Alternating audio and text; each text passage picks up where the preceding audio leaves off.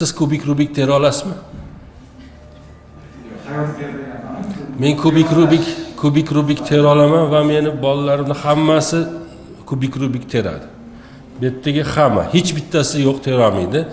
Bularning eng sayozini rekordi 47 sekund.